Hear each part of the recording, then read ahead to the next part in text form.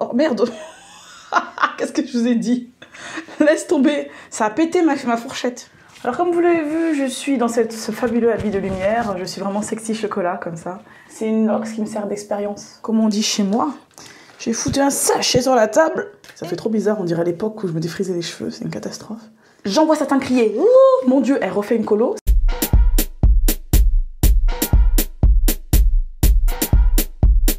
Salut à tous, c'est Kay. Alors aujourd'hui, c'est le grand jour. Le jour que j'ai choisi pour faire ma coloration, pour essayer de récupérer mon rouge vibrant que j'adore. Alors comme vous le savez, je suis passée au tout naturel, également pour la coloration. Voilà pourquoi je ne referai pas de décoloration pour les personnes qui m'ont demandé. Je vais passer directement à la coloration. Ce que j'ai à présent sur mes cheveux, c'est donc le reste du henné naturel que j'ai fait il y a quelques temps. Donc ça va faire un peu plus de 2 mois que j'ai fait ce henné. Donc j'ai attendu tranquillement, j'ai cherché des solutions pour pouvoir retrouver ce rouge vibrant, car le henné m'apportait une couleur rouge, mais plus des reflets ou un rouge très subtil, alors que moi j'aime pas trop la subtilité en matière de rouge, j'aime quand ça pète. Trêve de suspense, je vous montre tout de suite ce que j'ai choisi pour colorer mes cheveux. Ça vous le connaissez déjà, c'est mon henné de chez Caddy. Je vais devoir l'utiliser aussi dans mon mélange, mais pas totalement, juste utiliser une partie de ce henné là qui va être mélangé à justement cet actif que j'ai choisi qui va rendre mes cheveux vraiment très rouges. Normalement, si tout se passe bien, car c'est la première fois que j'essaie cette méthode. Et donc je vais rajouter à mon henné ceci, qui est de la poudre de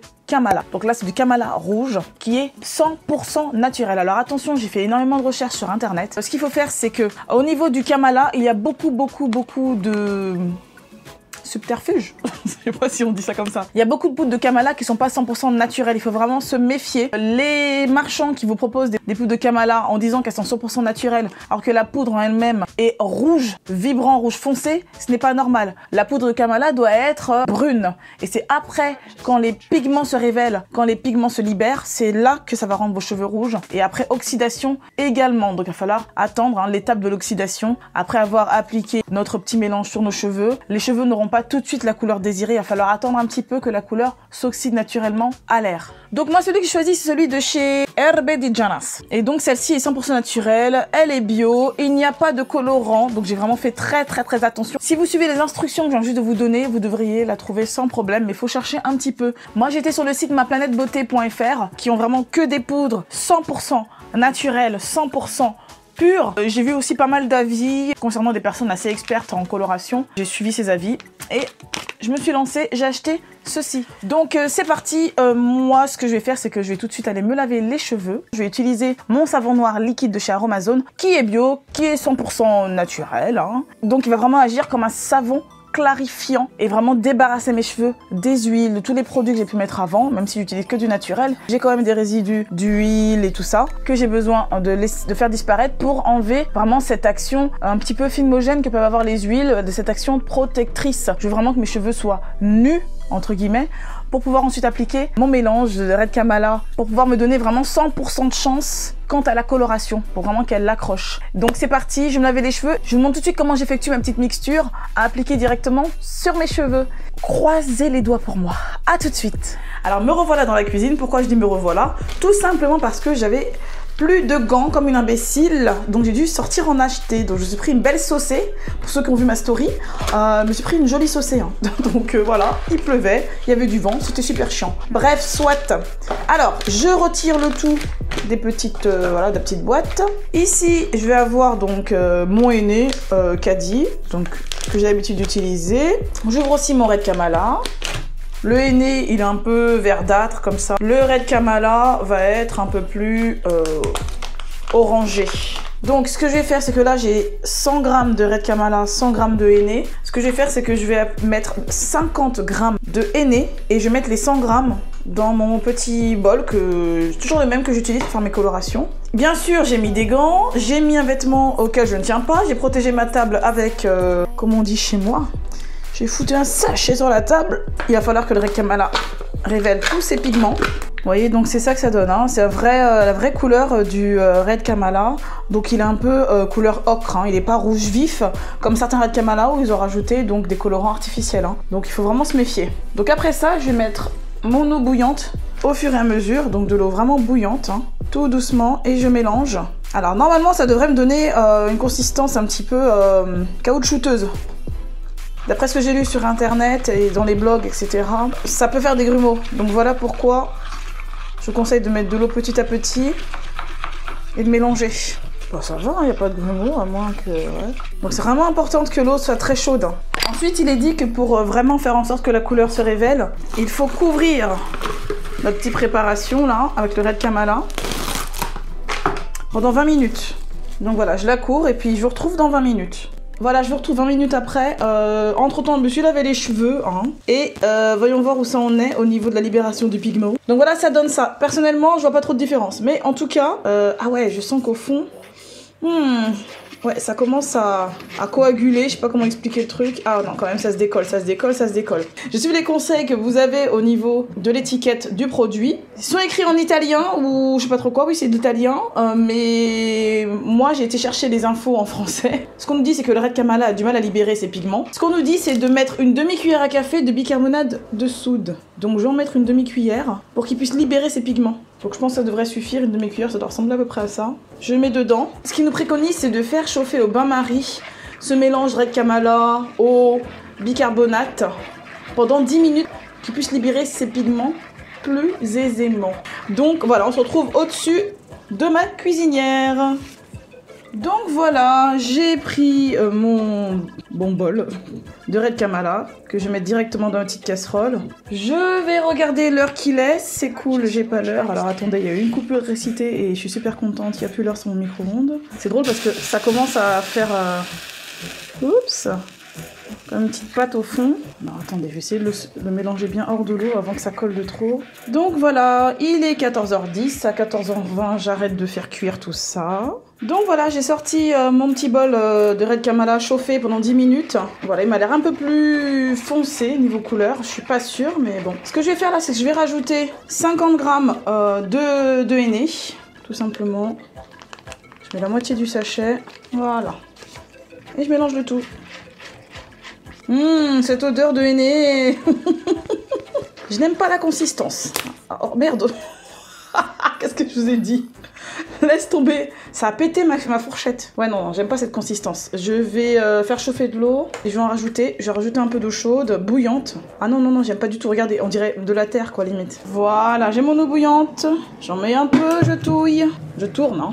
J'ai changé de fourchette entre temps, j'en ai pris une qui était presque en fin de vie, il lui manque une dent, je m'en fous. Mais c'est pas encore ça, j'adore la couleur. Un beau marron comme ça, là, c'est trop joli. Avec des sous-tons un peu rouges comme ça, rougeâtres, c'est vraiment magnifique. Vous voyez pourquoi faut protéger sa table? Alors nous avons le droit à des petits grumeaux, c'est super sympa. Donc on va essayer de bien mélanger assez rapidement pour rendre la pâte la plus lisse possible. C'est déjà un peu mieux. J'aime assez là, je préfère cette texture là.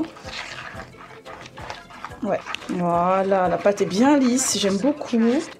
Ok, c'est prêt. On se retrouve dans la salle de bain. Donc voilà mes cheveux lavés, comme je vous l'ai dit, avec mon savon noir. J'ai ramené ma petite mixture Red Kamala, du beurre de karité pur qu'on m'a apporté du Mali. Et je vais l'appliquer. Une bonne noisette que je fais fondre quand même parce qu'il est un peu solide. Et je vais l'appliquer tout autour pour protéger ma peau. J'adore parce que c'est chaud, c'est limite brûlant. Alors comme vous l'avez vu, je suis dans ce fabuleux habit de lumière. Je suis vraiment sexy chocolat comme ça. Mon peignoir que j'utilise pour les colorations. Donc je badigeonne bien. J'en mets jusqu'à la racine étant donné que c'est aussi un soin.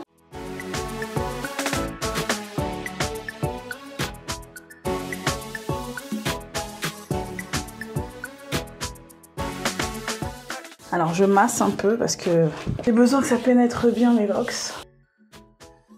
Bien sûr, si vous n'avez jamais fait de coloration naturelle ou de henné ou de coloration comme ça, il faut toujours faire un test préalable. Donc voilà, j'ai fini. J'ai bien badigeonné mes locks. Je voulais vous montrer celle-ci. Vous avez vu? C'est une locks qui me sert d'expérience. Là où elle est plus épaisse, c'est là où j'ai laissé prendre toute seule sans faire de reprise. Donc là, c'est du freeform. Là, c'est du crochet. Et là, c'est du freeform. Et là, c'est du crochet. Ouais, je m'amuse à faire des expériences comme ça. Je vais mettre du film. Voilà. Puis, je vais y mettre aussi un foulard pour pouvoir sortir et tout. Donc voilà, je suis magnifique, n'est-ce pas? Regardez-moi ça. Je vais essuyer tout ça. Ensuite, là, je vais laisser poser au moins 7 bonnes heures. L'autre fois, j'avais laissé poser 6 heures mon henné. Là, je vais tenter de laisser poser un peu plus longtemps. Je vais laisser poser 7 bonnes heures. Alors voilà, je vous retrouve soit ce soir, soit demain matin, en fonction de ce que j'aurai décidé. À savoir qu'il va falloir attendre que ça s'oxyde encore un peu. Je vais vous montrer le résultat tout de suite après. Et le résultat après oxydation en photo ou en petite vidéo, pourquoi pas. Eh bien, écoutez, je vous dis à tout à l'heure. Bye bye. Salut, me revoilà. En fait, là, j'ai attendu environ 6 heures et quart à peu près. Et bah, c'est parti, hein. On va défaire ça, trêve de bavardage. Mes cheveux, ils ont un genre un peu lissé là, mais ça, c'est à cause du foulard. Ça fait trop bizarre, on dirait à l'époque où je me défrisais les cheveux, c'est une catastrophe. Bon, pour l'instant, je vois rien d'extraordinaire. Je vais juste enlever l'élastique qui va partir à la poubelle. Hop, je vais rincer tout ça et je reviens. Alors, me revoilà. Donc, c'est fait, je me suis rincé les cheveux. J'ai mis au moins 10 minutes. Voilà ce que ça donne. Alors, ils sont plus clairs qu'avant. Le rouge n'est pas vibrant, mais ce n'est pas terminé.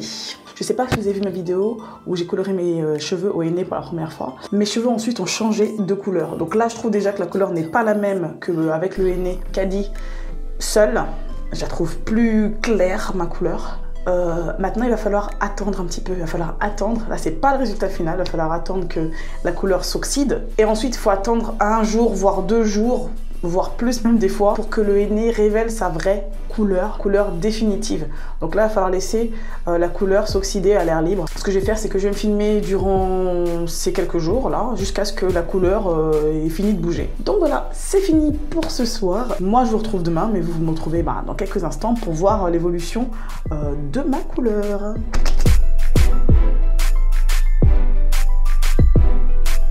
Purchase your tracks today.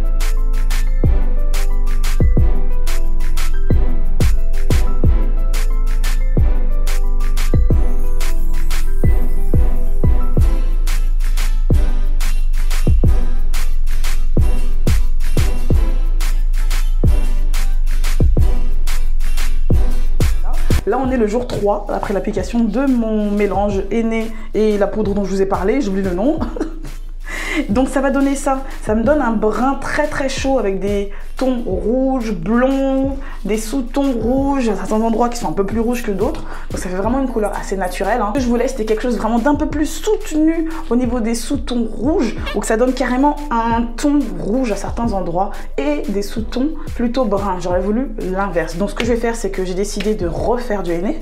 J'en vois certains crier « Ouh, mon Dieu, elle refait une colo ». C'est pas une colo, c'est du henné. Donc regardez, si vous faites vos propres recherches, vous verrez bien qu'il n'y a aucun problème à réappliquer du henné une semaine après, voire 2-3 jours après une première application, étant donné que c'est 100% naturel, il n'y a aucun risque à ça. Juste faites un petit test, comme je vous en ai parlé, un petit test pour vérifier si vous n'êtes pas allergique à une poudre quelconque, et ensuite vous l'appliquez normalement. Donc moi, ce que j'ai fait, c'est que j'ai choisi une autre marque avec vraiment des sous-tons rouges un peu plus soutenus. Ça va être celle-ci, celle de Radico.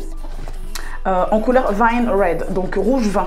Et dedans, vous avez un mélange de poudre, donc c'est du mangista, du henné, de l'amla, du biringrage, de l'hibiscus et du fenugrec. Donc, ce qui veut dire que rien que l'hibiscus en lui-même, c'est un rouge très puissant. Ce qui est bien, c'est qu'avec cette marque, on vous donne, comme avec Caddy, j'ai oublié de vous le dire, j'ai découvert après qu'il y avait une Charlotte dans le sac. Et celle-ci, c'est la Charlotte qui va avec ça, avec cette marque-ci, la marque de chez Radico. Donc vous avez une Charlotte, les instructions, dont les instructions qui sont aussi en français, un petit pinceau applicateur que je n'ai pas utilisé personnellement. Comme vous pouvez le voir, il est un peu plus soutenu au niveau de la couleur rouge. Normalement, ça devrait me donner des sous-tons rouges un peu plus soutenus, qui m'intéressent. Donc c'est parti, je vais appliquer ça. Le mélange est encore chaud. Je vais protéger ma peau en mettant, comme l'autre fois, du beurre de karité.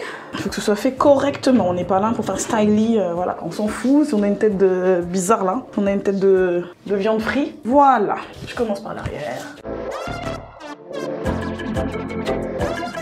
Oh, j'en ai mis partout, je vous raconte même pas le bordel par terre. Donc voilà, j'ai appliqué le tout. Je vais tout mettre dans ma Charlotte. Alors du coup, ouais, je vais les attacher quand même, parce que je sens que ça va me saouler. Je pourrais pas tout mettre dans la Charlotte d'une façon facile.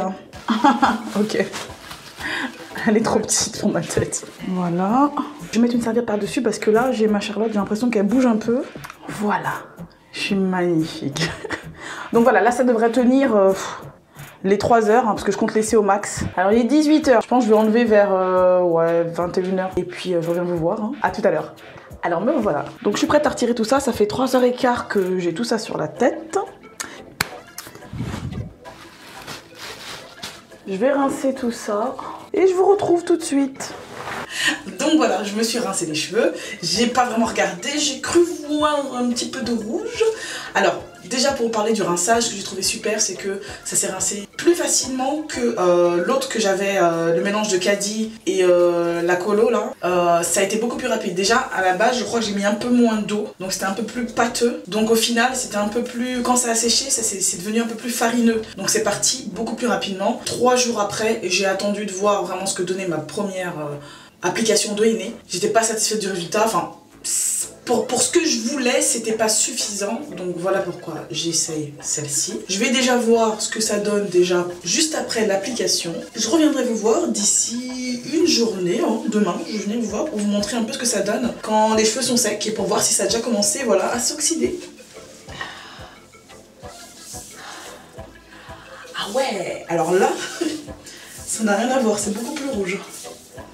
C'est beaucoup plus rouge, vous voyez? Beaucoup plus foncé.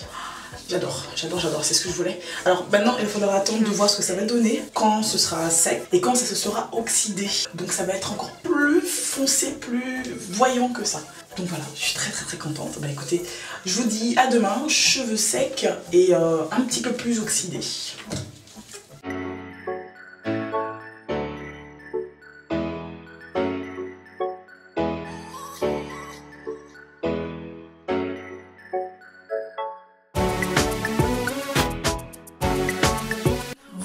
Alors me voilà. Aujourd'hui nous sommes le jour qui précède le jour où vous allez voir cette vidéo normalement si tout se passe bien. Là vous pouvez voir la couleur que j'ai aujourd'hui. Grâce à la dernière coloration naturelle que j'ai faite. Avec ce mélange comme ça de poudre d'hibiscus et de tout le reste que j'ai dit. J'ai pas tous les mots en tête, je vais pas faire genre hein, voilà. Et ben je suis très contente du résultat. C'est peut-être pas aussi rouge que les colorations semi-permanentes que j'avais avant, mais je suis très satisfaite et c'est pas évident d'avoir un beau rouge avec des produits naturels. Voilà. Ce que j'en conclus, c'est que c'est vraiment pas du tout évident d'avoir un beau rouge avec des produits naturels, qu'il faut vraiment le travailler et qu'on l'a pas du premier coup. C'est-à-dire que là, c'est ma 3e coloration eau aînée. J'arrive enfin à avoir quelque chose qui ressemble un peu à ce que j'aurais voulu. Donc voilà, là, je viens juste de les hydrater. Vous voyez qu'il y a quand même des nuances. J'ai été dans la pièce où il y a plus de lumière naturelle là. Donc j'ai des nuances un petit peu, je vous montre de près. J'ai des nuances rouge, orangé. Voilà, mais ça ressemble à ce que je voulais et je pensais pas avoir un résultat aussi sympathique avec une coloration naturelle. Donc voilà, j'espère que vous avez aimé cette vidéo. Désolée de vous la filmer comme ça pour la fin, mais bon voilà, ça fait quand même 6 jours que je suis sur cette vidéo, voyez-vous. J'espère que ça vous a plu, j'espère que ça va vachement vous aider pour vous qui désirez faire une coloration naturelle. J'espère que ça vous a appris quand même 2-3 trucs concernant la coloration naturelle. Et ben je vous dis à très bientôt pour une prochaine vidéo. Bye bye.